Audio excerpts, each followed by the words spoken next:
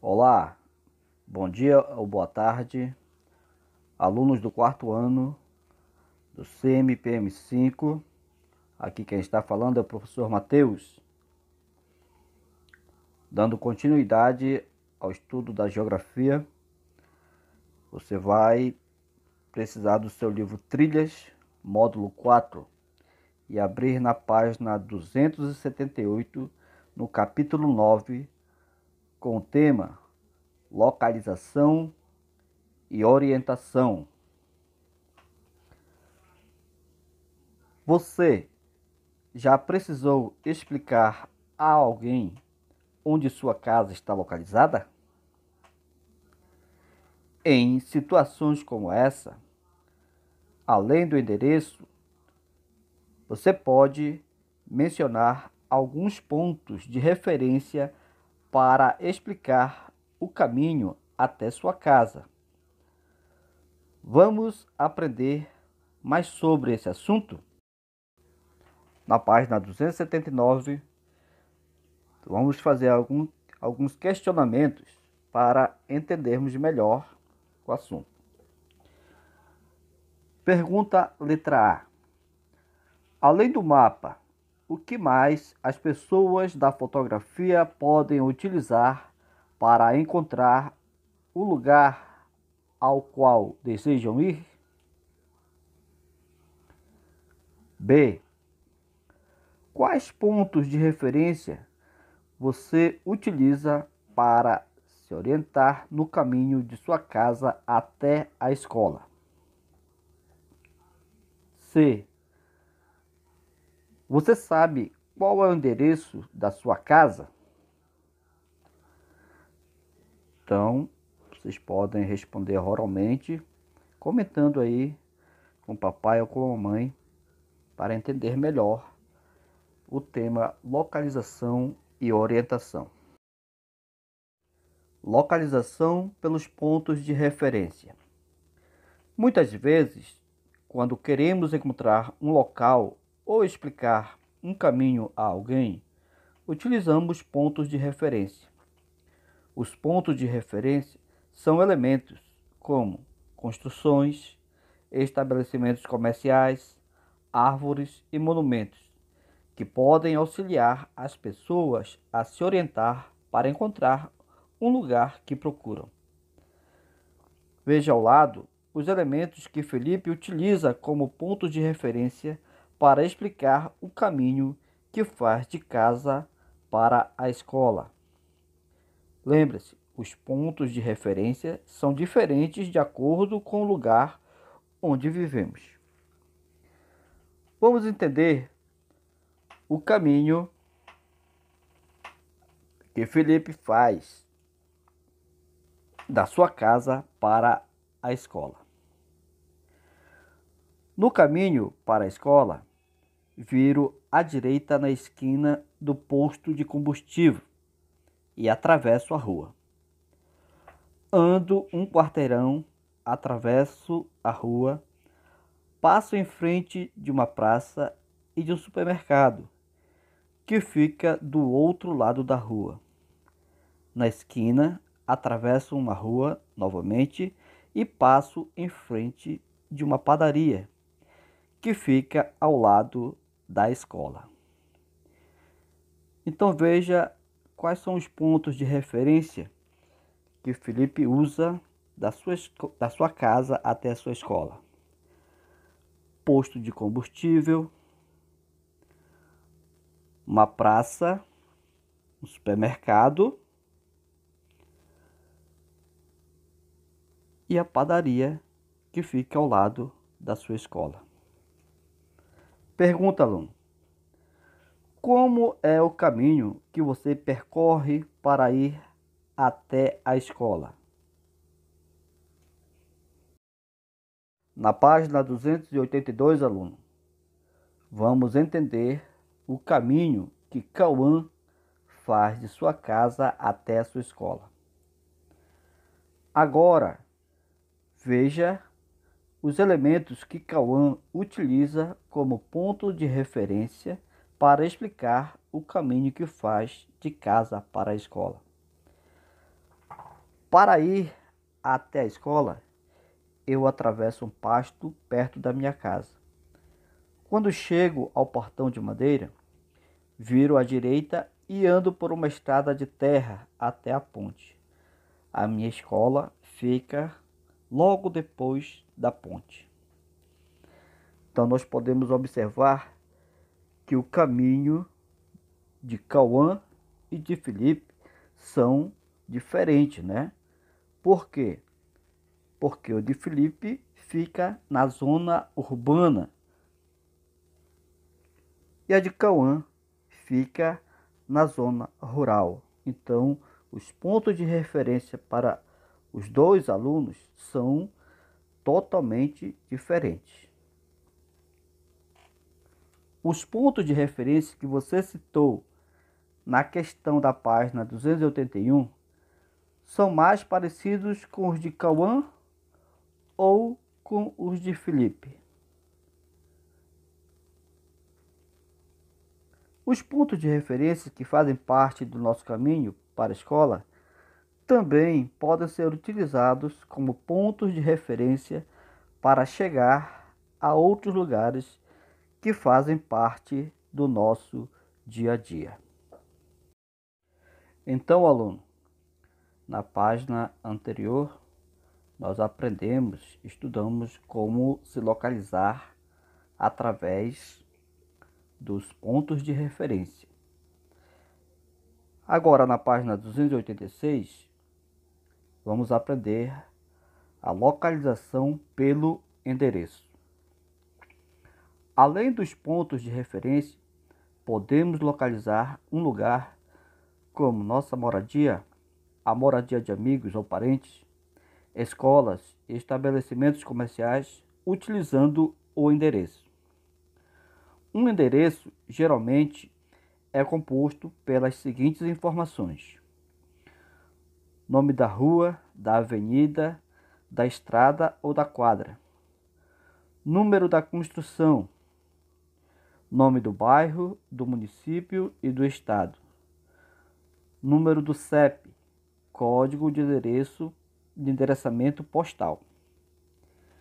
Veja abaixo onde podemos encontrar algumas dessas informações que compõem o endereço de um lugar. Primeiro, algumas placas informativas, geralmente localizadas em uma esquina, informando o nome da rua, do bairro e o número do CEP. Veja na foto a placa indicando Rua das Rosas, bairro Patronato e o CEP embaixo. Próximo, o número da construção ou da casa, em geral, pode ser observada na fachada, na frente da casa, estabelecimento comercial ou o edifício. No caso, nós temos na imagem o número da casa 112. Agora, aluno, escreva na ficha abaixo o endereço da sua moradia. Se tiver dificuldade, peça ajuda de um adulto, ok?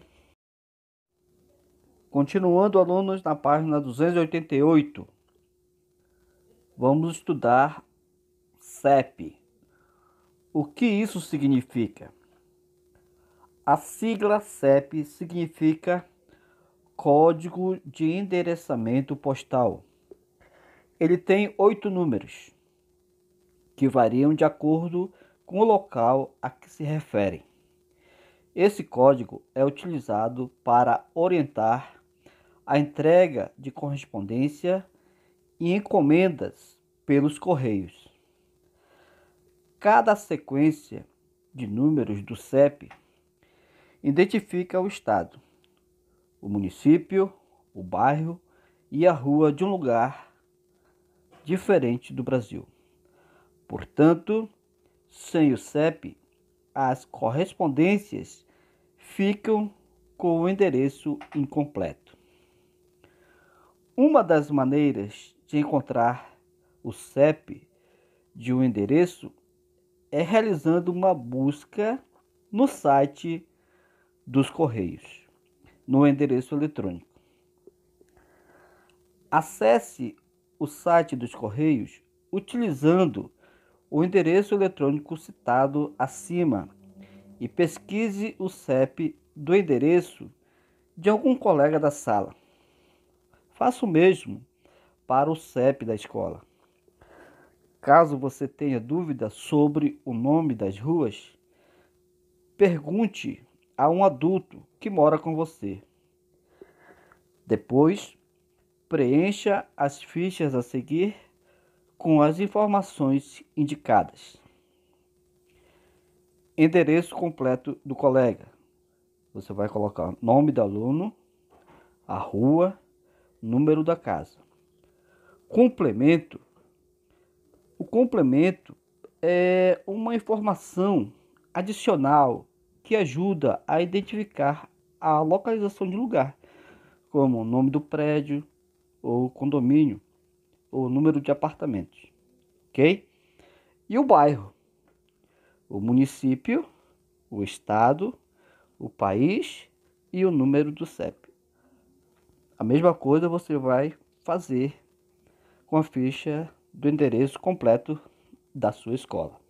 Ok, aluno? Agora chegou o momento da cidadania no dia a dia, na página 289, com o tema Achado não é roubado, mas não é meu. Na cena a seguir, leia a conversa de Ana com a mãe sobre algo que encontraram na rua.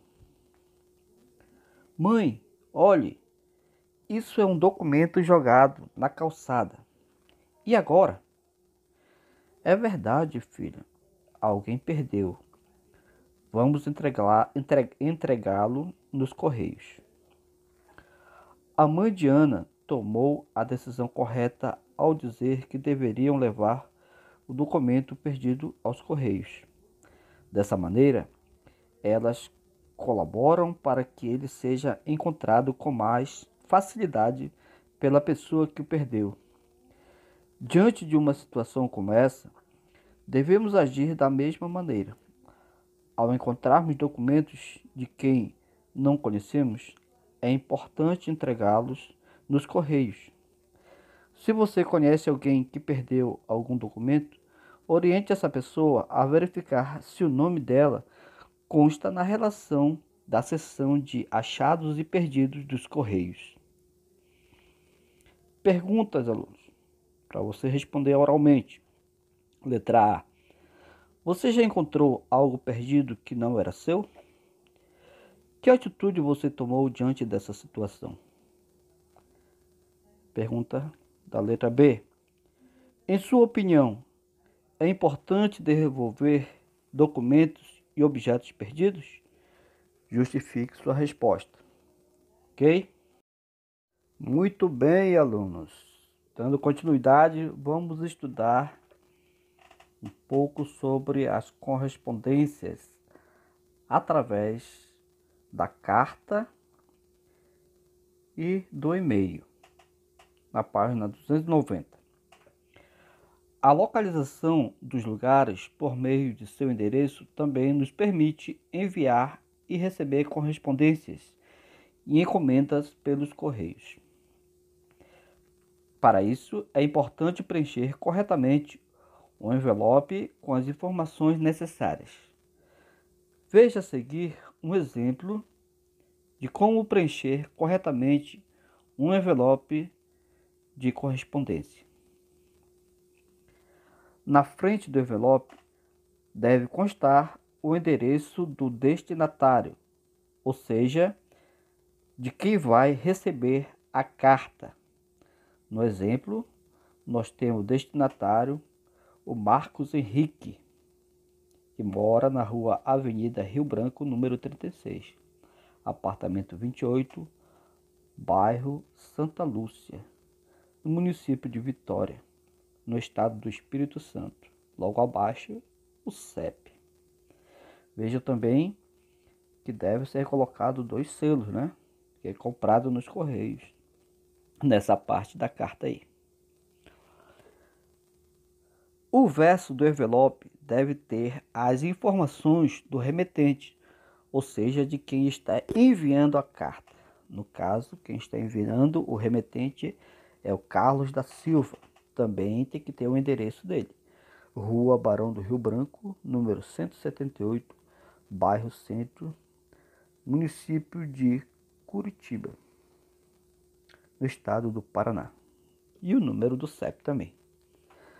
Que para enviar uma correspondência precisamos do CEP do destinatário. Ok?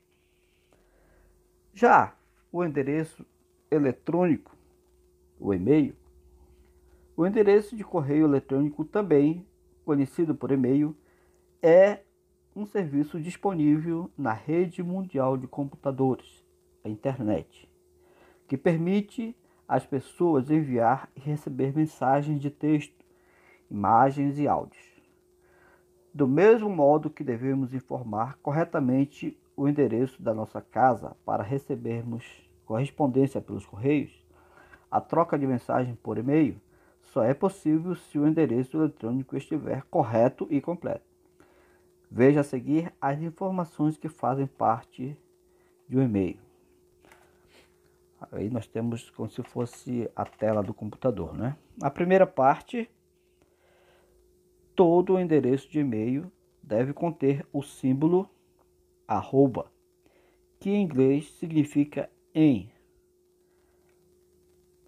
Próximo, também podemos inserir palavras ou frases que definam o assunto a que se refere o e-mail, na parte assunto. E por último, nesse espaço, escrevemos o texto para a pessoa que desejamos enviar o e-mail. No caso, vai para fulano@conta.com.br.